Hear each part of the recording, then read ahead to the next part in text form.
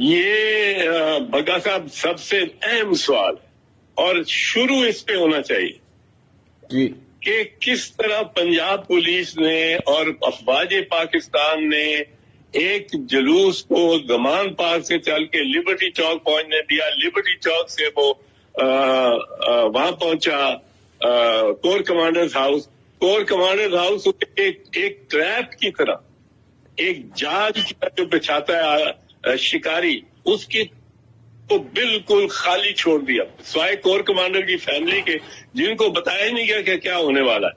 اور وہاں جا کے 100-200 بندوں نے، یہ 40-50 سے زیادہ نہیں ہے جتنے ویڈیوز آپ دیکھیں گے جو گورنمنٹ دکھا رہی ہے، جو ہاؤس میں ہے، جو اس وقت توڑ پھوڑ کر رہے ہیں، 40-50 سے زیادہ نہیں، ہیوج کراؤڈ کوئی نہیں۔ اب وہ کیسے 40-50 بندے جو اندر ہیں اور توڑ پھوڑ کر رہے ہیں، ان کو کیوں اجازت دی گئی؟ سر 90 لوگوں کی آج بھی جو ہے وہ تصاویر جاری کی گئی ہیں۔ کہاں پنجاب پولیس تھی؟ کہاں تھی فوج؟ اور فوج کی تو مطلب ہے لوکل جو مقامی سربراہ تھا اس کا گھر جل رہا تھا، اس کی فیملی اندر بیٹھی تھی۔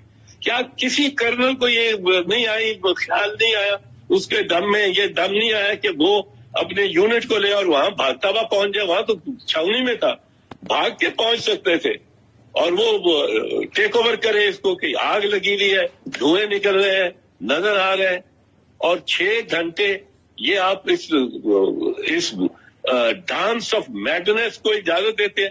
یہ تو لگتا ہے جس طرح یہ ایک فالس فلیگ انسیڈنٹ، یہ فالس فلیگ انسیڈنٹ ہے۔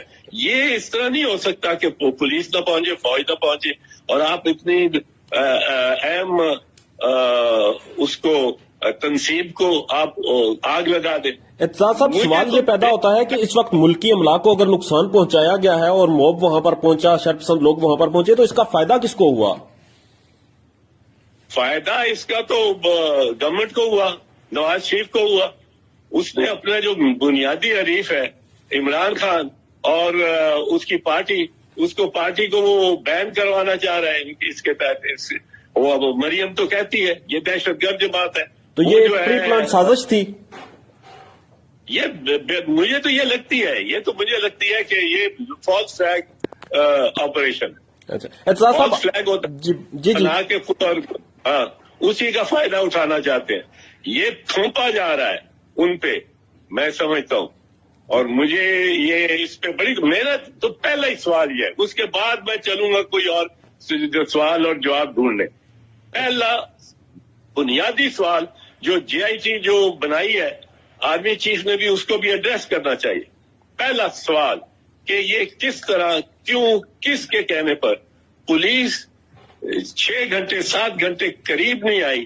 جو پولیس جا کے عمران خان کے دروازے گیٹ اکھاڑ لیتی ہے اس کے ساتھ کرینوں کے ساتھ، جو بھاگ کے پہنچتی ہے کسی اور وقت پہ، اور یہاں بھی پورا آرم دستے پہنچتے ہیں گوان پارک پہ، وہ پولیس ایک 200-300 کی ٹولی کو نہیں، اور وہ سارے نہتے تھے، نہتے ان دا سینس کہ ڈنڈے لاٹیاں ان کے پاس ضرور تھی، پر کوئی آتشی اسلحہ نہیں تھا، آتشی اسلحہ کی نہ گولی چلنے کی کوئی، ان کے چلانے کی کوئی واردات ہوئی ہے، نہ دکھایا کسی نے۔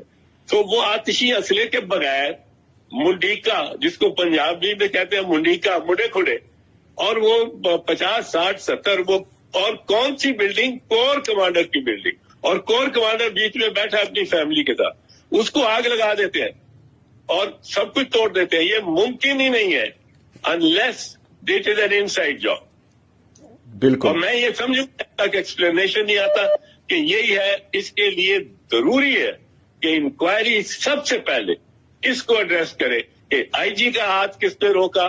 اور وہ کہتا ہے فیصل میر، کہ وہ عامر میر، وہ کہتا ہے وزیر اطلاعات کہ جی ہم نے روکا، کیئر ٹیکر نے۔ وہ کیئر ٹیکر نے 7 گھنٹے دیکھتے رہے اور ٹی وی پہ جلتا ہوا کور کمانڈر کا گھر، اور تم نے کیا نہیں ہے۔ کیئر ٹیکر انوالوڈ ہے، ان کو بھی شامل تفتیش کرنا چاہیے تھا، گرفتار ہونا چاہیے ان کو، کیئر ٹیکرز کو، آئی جی کو، ان سب کو۔ سب سے پہلے تو شامل تفتیش ان کو ہونا چاہیے، پھر آگے انکوائری دیکھیں گے کون انوالو تھا کون نہیں تھا۔